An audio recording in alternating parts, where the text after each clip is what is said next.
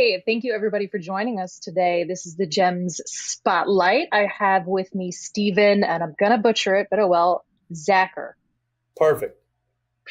That was long practice for from Memphis Fire and Rescue. And you, sir, are here to talk with us about recruitment on JEMS. We're going to talk, on our side of recruiting, different types of things, not just recruiting people, but even how we look at recruiting in today's fire service and how is it that we can become successful on being able to have that product out there where candidates are wanting to come to your department. And You mean that's the hardest part. it's not just casting out a recruitment call and leaving it at that? Not so No, simple. that seems to be what happens, and we can talk about the do's and don'ts for candidates too, of what are they looking for in the fire department, and then what we've done in Memphis to kind of entice individuals to contact us, and then we can talk them through it. Perfect. Well, I am your host for the day, Stephanie White. If you recognize my face, misplaced from Firefighter Nation, every now and then they like to remind me in the publishing family that I ride a medic unit every other week. So this week they told me, hey, go over to GEMS. So here I am, which is appropriate because I have to be on a medic unit tomorrow.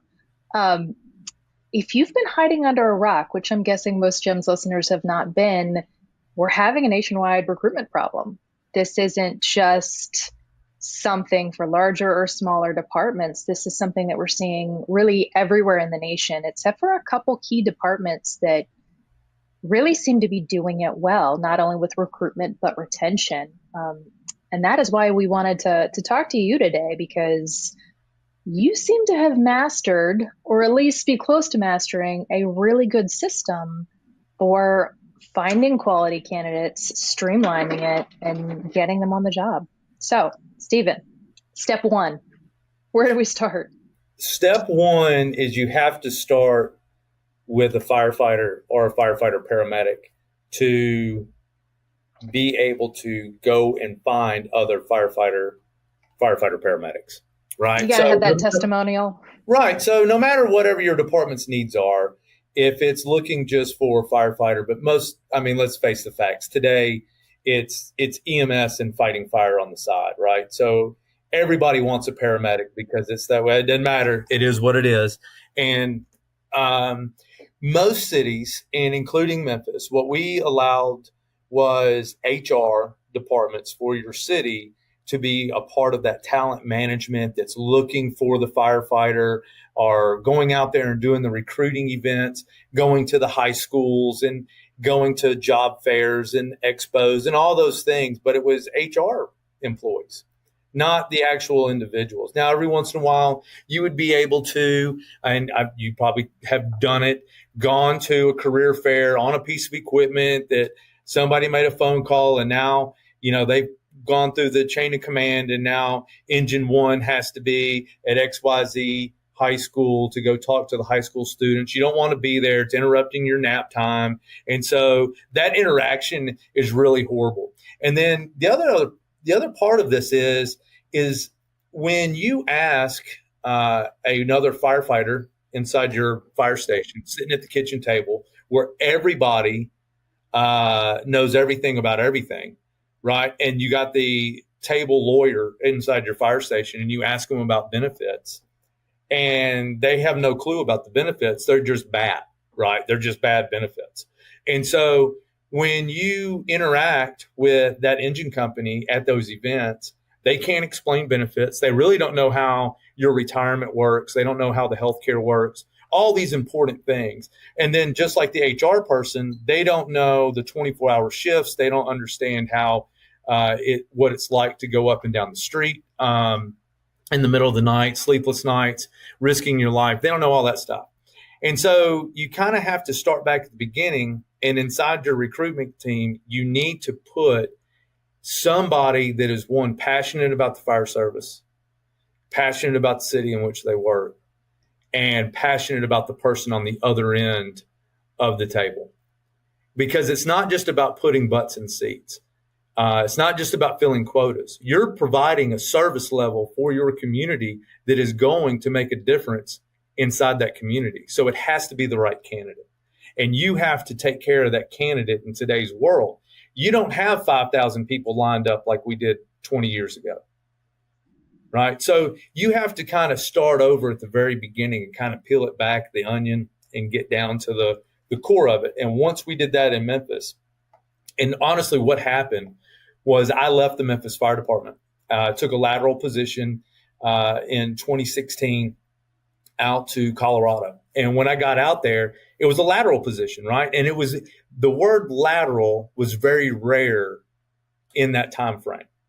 Like, you didn't really hear lateral. And what does lateral really mean when it comes to the fire service? But what it meant for that department that I went to was that I had firefighter 1 and 2, I had a paramedic license, and I had several years of experience. Now, that just allowed me to get hired faster. I didn't have to take the written exam, and that was about it. My starting pay was a little bit higher, but I still had to go through a full fire academy. And you're talking about, I have Officer 2, right? Officer 2, Instructor 2, had 15 years of experience in one of the largest fire departments in the country. But I had to go back through a 16-week fire academy, right? Because that's the mindset. It doesn't matter if you're lateral. I don't care if you worked for FDNY, Houston, Memphis, Miami. Even though you're going to this 9-station department, we're going to put you through a full-on fire academy, and we're going to treat you like a boot. Right? Got to learn it our way, right? Right. That's it. So I went and I did that. And what I realized there was like, wow, one, the department that I went to had, they would watch a lot of YouTube videos about fighting fire because they don't get a whole lot of fire. Right. Right. And so when it came to the academy, they asked me a lot of questions about firefighting because I had gone to so many in Memphis, like Memphis burns. It is what it is. And so they would always ask me questions. They were very curious about trench cuts and have I ever been a part of a rescue at a fire and all that stuff. But they were treating me like garbage outside of that. And so we made a decision. My wife and I made a decision to move back to Memphis. They did a rehire policy and I came back to Memphis because honestly, it was the way I was treated. 15 years of experience. I know how to be a rookie, right? I understand. Come in, first one on the mop, first one in the sink, check off all your equipment. Don't watch TV. I know all that stuff, right? I've been doing this a long time. So, but I was treated and belittled by their culture. So I come back to Memphis, right? Come back to Memphis. We have a shortage of paramedics. They pull me off company and they asked me why I left and what made me come back. And I designed a program, which is a lateral program, which everybody has lateral programs now. So it's about tweaking the experience of a firefighter. So one of my favorite things is, Stephanie, yourself, you hold fire certificates, at least firefighter 1, firefighter 2, correct? Yes, sir. IFSAC Pro Board sealed, I would imagine. So same thing here. So when you're going through a fire academy, even though you have your years of experience in that, and you were going to another city, and you got to go through their fire academy, we don't recognize their fire certificates. It might help you get in through the door, but I'm about to treat you like you're an idiot. Right? That's the culture of the fire service. Now, if I worked for Federal Express, right, and I was at whatever level at Federal Express, and UPS picks up the phone and calls me and says, hey, we're going to offer you a job because of your experience and your expertise inside of what you've been doing. Now, there's going to have to be a little bit of a training gap so you can learn our network. But when I get over to UPS, how's UPS going to treat me? Hopefully pretty well. Yeah. Open arms, right? You're going to pay me more and you're going to welcome me in and you're going to embrace it and that kind of thing. Well, in the fire service, we don't do that. Now we can go, right now, if I went up to Fairfax, right, my car broke down and I walked inside your fire station, I said, hey, I'm a firefighter paramedic from the city of Memphis. Guaranteed.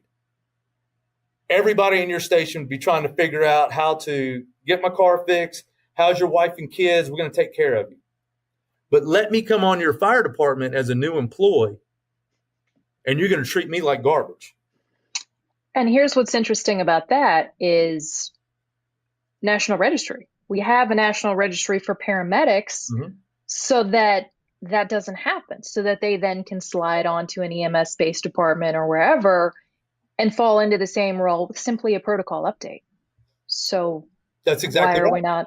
Why aren't we doing that on the fire side? Right. So what we discovered throughout all this, and through my experience of leaving and coming back, what I experienced through that way of being treated, what could put me one up against a competitor that is starving for talent?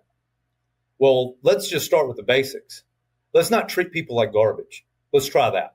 Let's start there. If they're educated inside of the fire service with proven certificates, national registry, I need them. So why am I about to belittle them in their training? My job should be coaching them.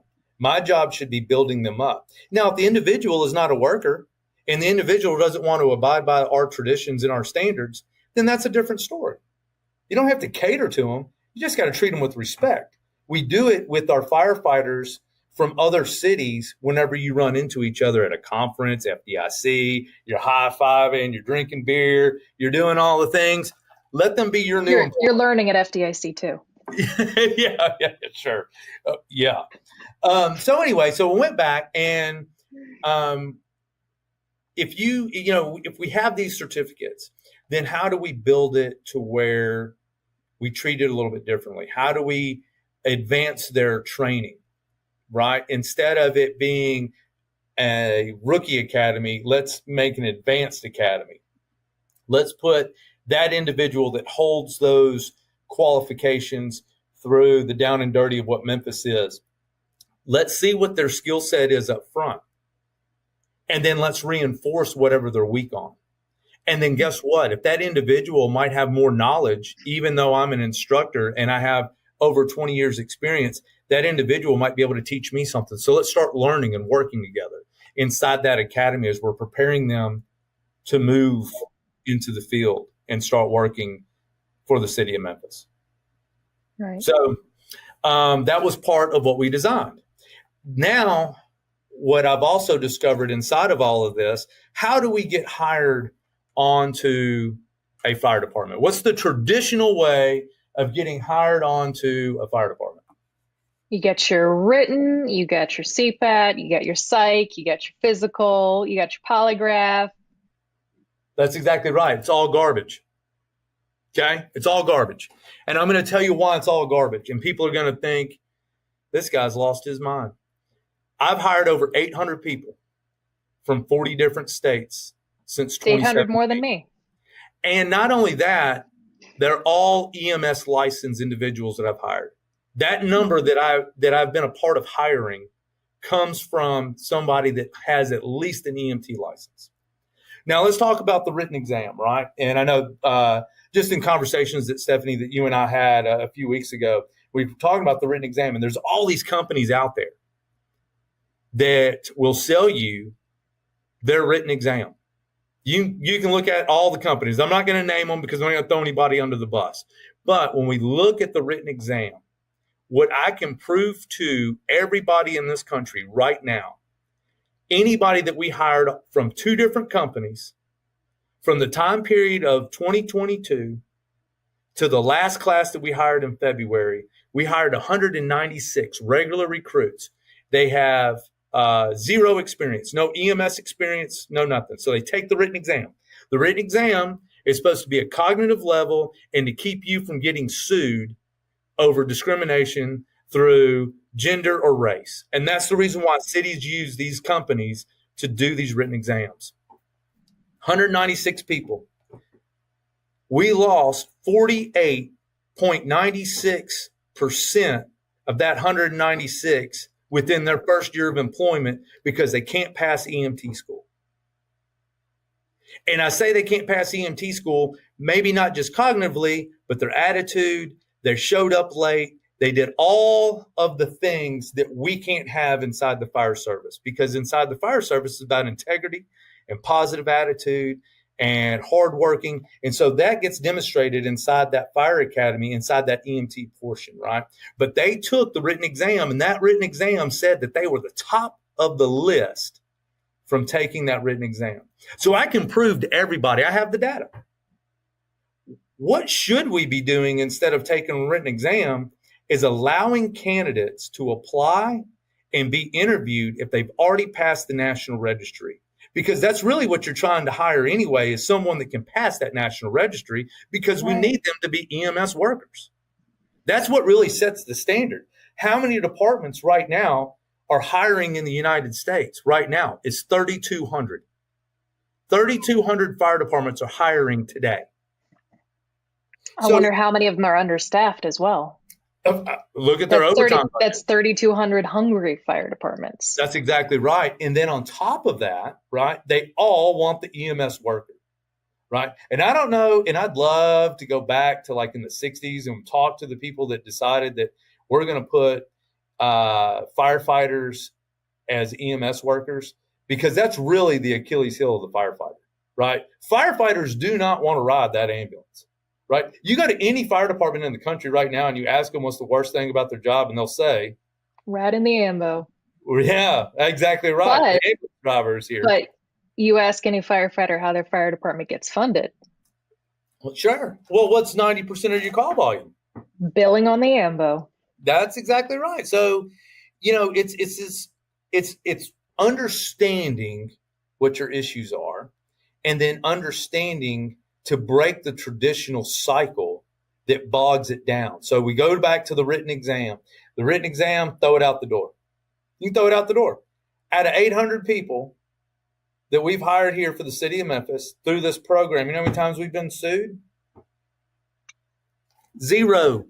Do you know what the minority hiring is? Because that's the other thing people want to talk about, right? You got to stay diverse. Everybody's got to be diverse. 52% minority hiring out of this system. 52%. That's all races and females, right? Because only 7.6% of the country that are firefighters are minority. Only 7.6%. The rest of them are white males. Okay, and that includes females, right? So the system is different. I cannot stand the CPAP. I think it's ridiculous. Tell me why. I think it is somebody came up with a CPAP years ago and was able to sell it. And then they were able to sell it to say, hey, this needs to be our standard.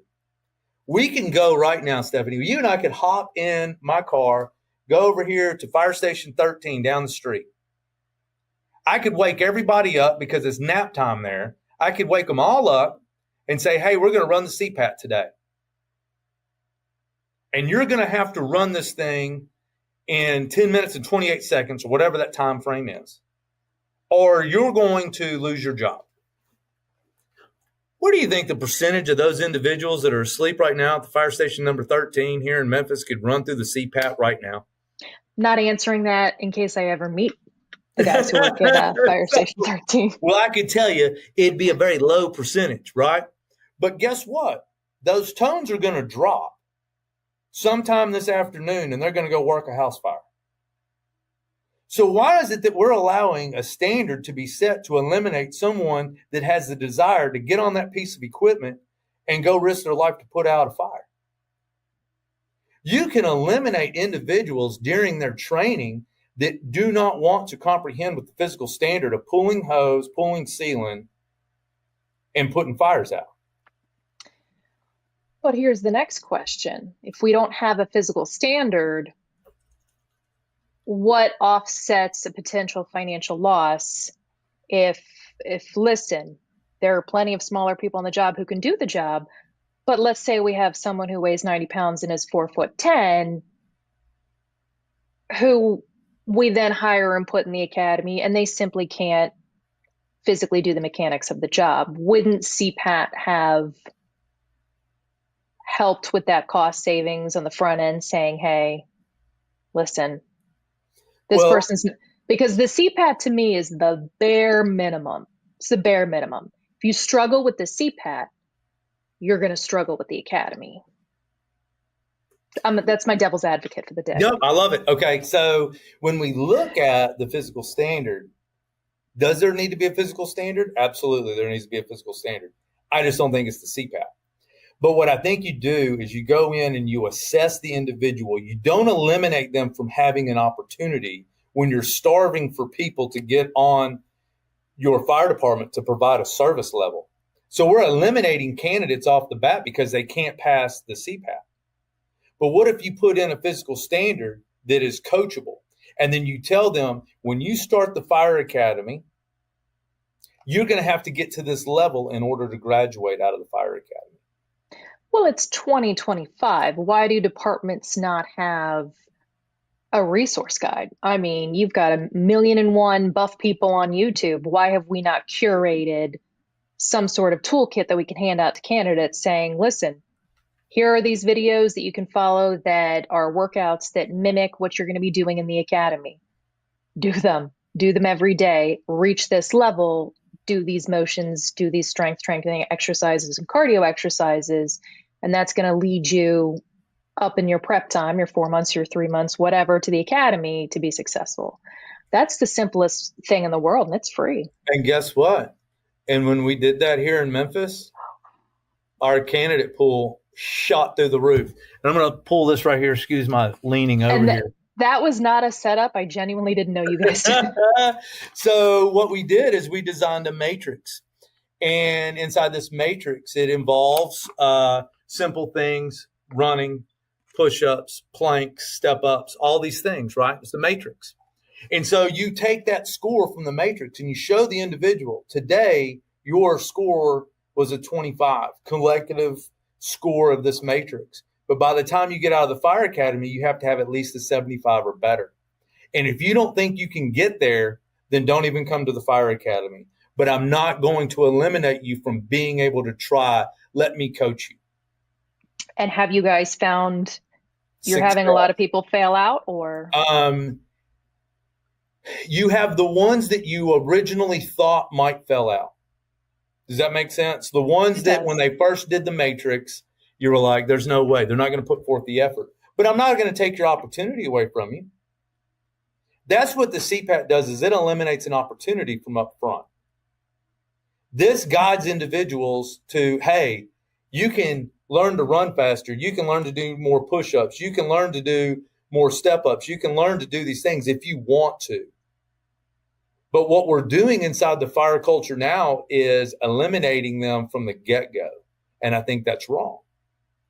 You're going to have to, even our laterals that have to go through our fire academy for our 8-week, quick 8-week class versus a full 16-week full fire academy, they have to score 75 or else they're not going to make it.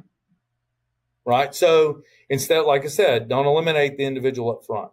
So no written exam, we interview, and then we put a matrix in for their physical standard. And what we've been able to prove with this physical standard too is by doing the matrix this way that we're showing less on-the-job injuries when they're able to pass this matrix at a 75%. Really? Yes, because it's a physical standard, right? It's upper body, it's lower body, it's cardio. It's all the things we do out in the field.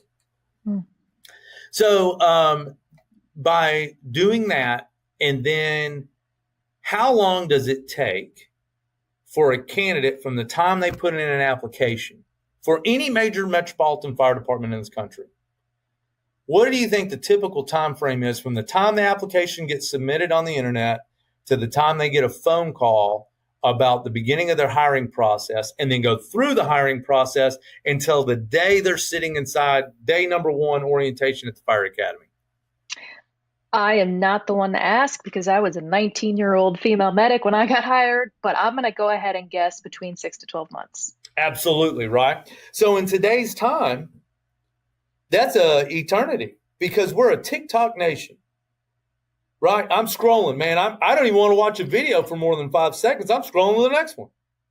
So now you're going to tell somebody, oh, you're going to have to wait 8 months. You're going to have to wait 12 months. They're going to go find somewhere else. They're going to go find somewhere else. It might be somewhere smaller, but somebody that's going to bring them on faster. That's exactly right. From start to finish, I can have you onboarded in 10 weeks. That's unheard of. And Here's the reason why, though. Here's the reason why. Because instead of allowing city government HR to do it, we help and work with city HR government in order to get them through medical, psychological, through their physical ability assessment, get them through that, and then push them through the door into our next academy. Here's a question for you. Were you guys doing an interview before? Mm-mm. Or is that something? Nope. What? We were doing the written exam. And maybe it's way too early to tell. And I asked this question because I was not given an interview, and I would darn well think that if you were hiring a 19-year-old, you might want to give him an interview, right? And that always surprised me, that I wasn't. Because you're going off a written exam, Stephanie. You're allowing an outside company that is made up of industrial psychologists that sold your city, your community, your department a test for a crazy amount of money, $200,000, $250,000, $300,000 at a pop, just for the contract of the test. And then most of those companies charge you a fee for everybody that takes the test. Here in Memphis, the companies that we were using, the last contract was $200,000 contract, $56 a test. I'm so curious to see 5-10 years down the road, from you guys doing interviews, what your retention rate is, because why you apply to the job matters. Since 2017, doing it this way, 75%. We're holding on to 75%. We've lost 25% of individuals that want to go back home. And you know why I love those folks that want to go back home? Because what did I do, Stephanie? Went back home? I went back home. There's nothing wrong with that. The decision you make today can be the best decision you've ever made in your life. The decision you make tomorrow might be the exact opposite of the decision that you made today, but that could be the best decision of your life, right? People always ask, do you regret? Do you ever have any regrets from moving away and coming back? No, absolutely not. It's an experience. So for individuals that don't find a home with that department, and you lose that 25%, that's okay. But you know what we got to focus on? Stop worrying about the 25%. Why don't you love on the 75% that you got? Well, that's the next iteration of this conversation is, all right, so we've talked about ways to get people in the door, which everyone is hurting for. But if retention wasn't such an issue nationally, recruitment wouldn't be such a demand and issue, right? So we get people in the door. We manage to get people in the door. How do we keep them there? You're going to love this. What are we doing wrong? Well, what do you got to do tomorrow at work? Tomorrow's a Thursday. So our new captain likes to wash the rigs first and last day. So we're going to wash the rigs and then do about a 2 or 3 hour check on the medications and do some drills and some street drills. What are you assigned to tomorrow? I am on the medic tomorrow. Okay, right. The ambulance, right? This piece of paper right here that I have right here. Okay, so the Memphis Fire Department, we have 40 ambulances. Okay, we have 40 ambulances. And the way we were doing things before this was we took all of our paramedics and we shoved them into the house with the ambulance. Okay. And the reason why we did that is because the mindset says the paramedic has to ride the ambulance. That's what the paramedic does. He rides the ambulance. That's what the paramedic does. She has to ride the ambulance. Well, I don't know if you know this or not, but firefighter 1, firefighter 2, officer 1, officer 2, instructor 2, none of that stuff's in EMS. It's all a firefight. I can do both jobs. So what we've done is we took all of our paramedics and we turned it into punishment. And this is a national thing here, right? Like this is a nationally known thing. Oh, you're a paramedic? Oh, you don't like it? You don't like your job? Get promoted or quit. That's what we were told. We've built a school here in the city of Memphis that the firefighters run.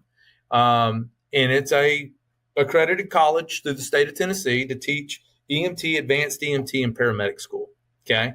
millions of dollars invested inside of our training academy in order for us to produce our own paramedics. All right. So then we make everybody become a paramedic. That's the standard. You got to be a paramedic. Well, you're hiring individuals that aren't paramedics. Okay. This is what we were doing wrong. And then that individual gets through the fire school and they get put out on company and they get put on a truck, right? This glorious truck. Everybody wants to be a truckie. Everybody wants to ride the truck. So they get to go riding on the truck, right, while they're still in school. Meanwhile, the firefighter paramedic is getting their teeth kicked in on this piece of equipment over here called the ambulance. So this individual is watching that while they're finishing up their school. It takes about 3 or 4 years for you to get through all of the EMT, advanced EMT paramedic school here in Memphis. So they're watching that. And they're thinking, oh my gosh, I don't want to do that job. I love what I'm doing. I want to look like the sexy firefighter going up and down the street on the cool truck. I don't want to ride the ambulance where I'm asking people to get their shoes, right? Get your shoes. What hospital you want to go to? We all know the language. So we're doing that. Right.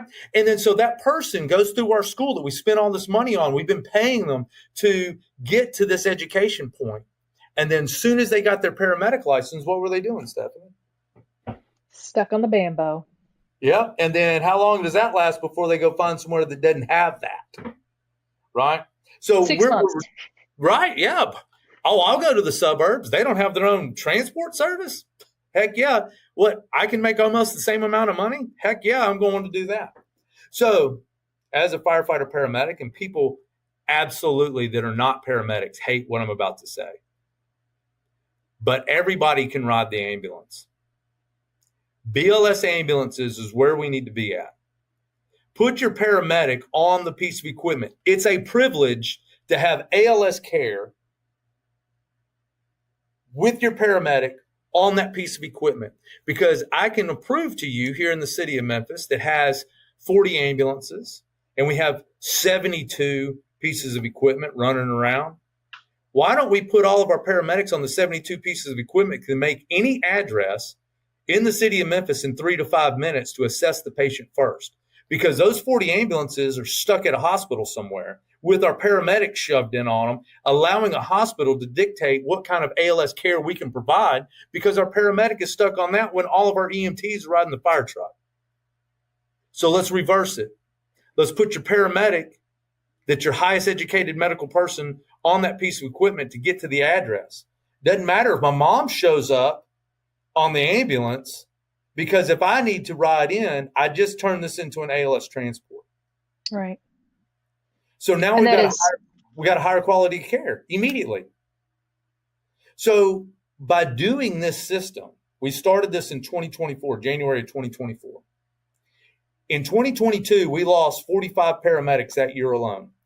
Quit, went to other departments. I tracked them. Last year, we lost 18.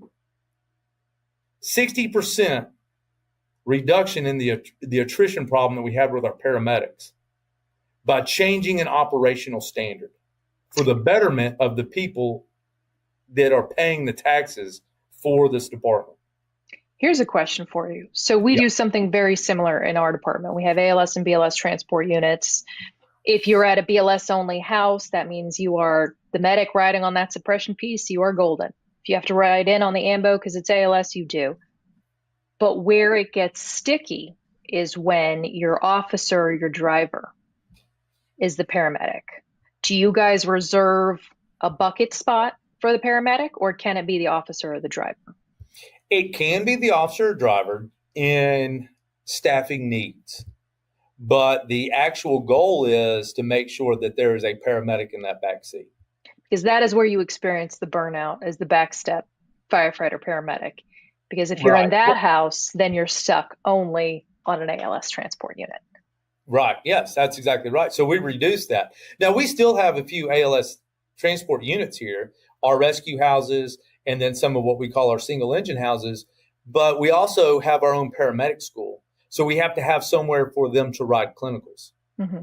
So those are teaching ambulances. Right. Right. So, yes, we do have a spot in the back seat of those pieces of equipment, even though that the lieutenant is a paramedic or the driver is a paramedic.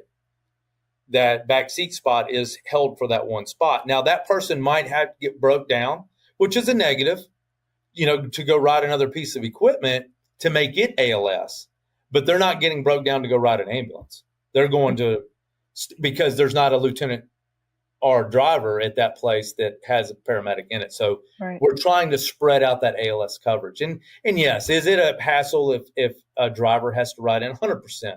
Is it the perfect system? No, it is not. But what I can prove to you is in 2022, we lost 45 paramedics because of burnout. Last year, we lost 18. Now we've gone 8 pay periods in a row without losing one paramedic, right? So I can prove to you the system changes. The mindset of the paramedic. It should be a privilege to be a paramedic instead of a negative.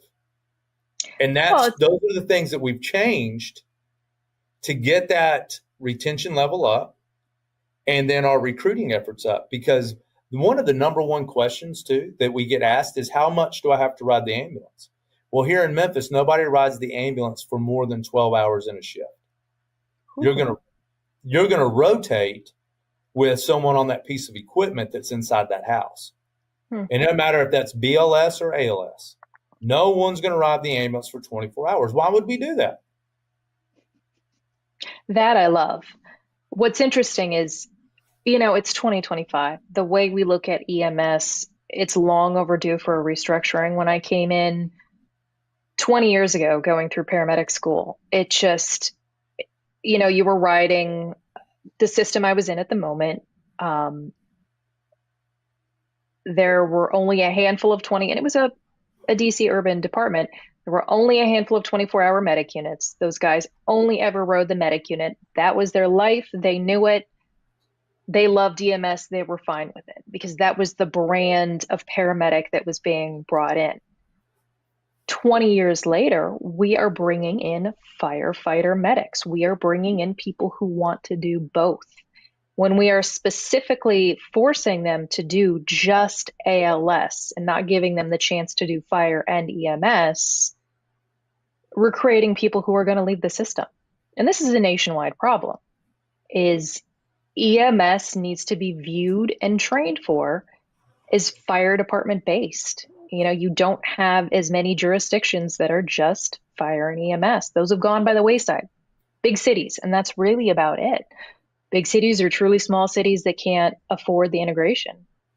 Yeah, what it really comes down to is your manpower issue and cost of manpower, right? Because that's the reason why you don't have separate bureaus really anymore. There's a few cities out there that still do it. But it's more cost effective to have a firefighter paramedic versus firefighters and EMS, because you're going to have to double your workforce in order for you to be able to cover that ambulance, right? So you've got to be able to figure out unique ways to reduce workload over a period of time on the firefighter in order for them to have longevity. One of the things that I preach the most about inside of that is that your department needs to be able to create upper mobility, and upper mobility either through rank structure, getting promoted, or by decreasing workload, being a privilege to be a senior firefighter. I think departments in today's society are okay with losing the senior firefighter. And that is probably one of the biggest mistakes the fire service has done. And the reason why I say that is because they don't care if an individual is leaving because they didn't get promoted, but their workload has increased, right? If you don't have a light at the end of the tunnel, why am I going to stay here? Right. It should be over a period of time, your workload should reduce. The rookies should increase, right? And then you should have upper mobility inside of there in order for those individuals to get promoted and do what they want to with their career. Because at the end of the day, what our goal is as a recruiter for the Memphis Fire Department is not just onboarding you. It's to show you that you have upper mobility. You can have the career that you want to have. But my ultimate goal is to get you 25 years to be able to provide for your spouse in the retirement that is provided for you by the city in order to be successful in your retirement goals, right? We don't when you get on the job, they tell you about, oh, your retirement is this. Well, what is this? Well, I don't know. You get a pension. So it's a fancy word. It's a little blanket that we nuzzle up to at night because it says pension on it, right? But nobody really talks about what's that percentage? Like, what's that look like? You know how many firefighters I've watched retire from the city of Memphis with a cut a little blanket up around them at night because it said pension on it, and then they walked out the door after 25 or 30 years of doing this job, broke down, having to go find work somewhere else to cover insurance. Yep. They're having to pay their insurance out of their pension, and they didn't meet their retirement goals. Right. It's sad. So what I do is I tell every individual that while they're in their hiring process, I show them exactly what our retirement is and what those benefits are, how important they are for you to understand at day one, because you're not going to be able to just rely on the pension. You're going to have other things. You need to go sit down with a financial advisor. And I'm not trying to promote one financial advisor or another, but what I can tell you is I'm an idiot, right? I know how to put water on fire. And I don't know if you know this or not, but the caveman figured that out. I'm not educated in money. So I went to someone to help me get educated inside of the money. And then I even called the company that built the 401A system here for Memphis. We have a 401A and a traditional pension. So you can choose. But I went and educated myself inside of both of them so I could understand it, so I could teach it. Because it's important for the people that we're hiring, for them to understand how valuable they are throughout 25 years and then beyond that. Right. We don't do that when we're out there recruiting. We're too worried about just putting a butt in a seat. Well, I don't know why we're not recruiting so well. I don't know why we're not retaining people so well. Well, you're not explaining anything to them. You're just telling them that it's a cool job, and if you don't like it, get promoted or you can quit. That's what we tell them. Make them more than a number. Make them more than a number. They're risking their life. Tomorrow, you're going to risk your life. What is that worth? We've got to do better. So when they put us in charge of recruiting, myself, and there's another individual, Lieutenant David Hendrickson, we call him Bear. We went to high school together, so we're phenomenal in here. And then I also have Lieutenant Adams in the office, and he unfortunately had to go through a medical procedure, and that kind of limited him. So we kind of brought him in, but I worked with him out in the field and loved the guy.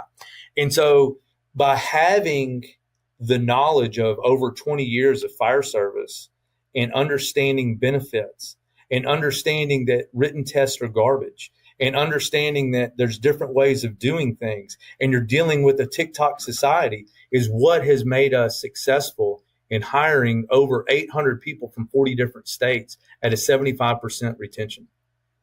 And the reason why we're even having this podcast now is because we went through a different outlet to promote the Memphis Fire Department through Clarion, right, that does JEMS and fire engineering. And it's just a different way to promote it. And by that, I can show you on forms that I use to track numbers, how many people contact us every week about wanting to work for one of the largest fire departments in the country. And how we've done it. Stephen, you've laid out a pretty great blueprint here. I know you yourself have developed your own system. But tell me this, why should I send one of my kids off when they turn the right age if they decide to become a firefighter, which I will talk them out of? No, you won't. If they decide they want to follow in mom or dad's footsteps, why should I be pointing them to City of Memphis?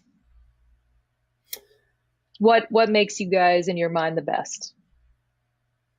Because we believe in the mission of being excellent. We are not afraid of the interior attack on all aspects of this thing. We're not afraid of the safety aspect. We're not afraid of understanding to protect ourselves from cancer. We're not afraid of advancing our EMS career. We're not afraid of the unknown that is coming in the next 5 years or 10 years on this department. We will figure it out. But what we can provide for your child that is wanting to get into the fire service is all those things.